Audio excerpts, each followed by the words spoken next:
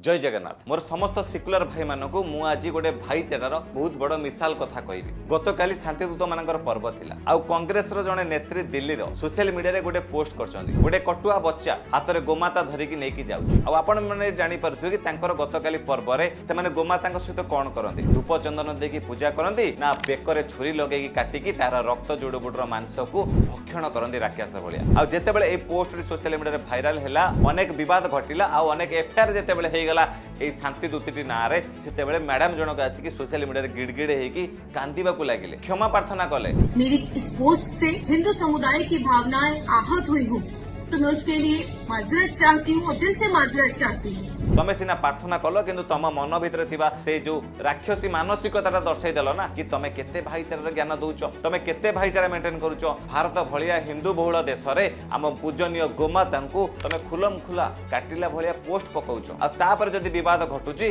ताहले भाईचारा भंग हो जाउची बोली ज्ञान मध्य बांटुछ। केवल एतिक नुह गतकाली आम ओडिशार अनेक जगार मध्य शांतिदूत माने भाईचारा निभेइछन्ती जेमिति जगतसिंहपुर रे गोमाता को काटिबा सहित गोरुगोटा चलछि आम जगतसिंहपुर एरिया रो टोटल एवरीथिंग आम पंचायत रे गोरुगोटा चलछि। केन्द्रापड़ा रे समुद्र कूल रे 30 रु अधिक गोमाता को काटिया पे गात खोला सरीथिला आ भद्रकर धामनगर अंचल रे मुंड पड़िछि पड़िया रे आ ए सब घटना होछि भाईचारार सबुठ बड़ उदाहरण। आ आपण माने एटु विचार करि पारथिबे एमानक मन भितरे भाईचारा केते अछि। आ मो समस्त सिकुलर भाई मानु कहबी याठु बड़ भाईचारार उदाहरण आ किछि भी न हेइ पारे। आज तम पूजनीय गोमाता को काटुछन्ती बेल पहिले तम मा भुणी कि नै मध्ये हलाला करिकि काटि देइ पारन सेति पई भाईचारा निभा पूर्व प्रथमे भाईचारार संज्ञा बुझेकि तांको भितरे थिबा चारा आ भाई को टिके प्रथमे बुझंतु। जदि मो कथा ठीक लागि थाए ताहले शेयर करिवे आ जदि कोडी आघात देइ थाए ताहले सेति पई आमे क्षमा प्रार्थना करूछु। रहिलु जय जगन्नाथ।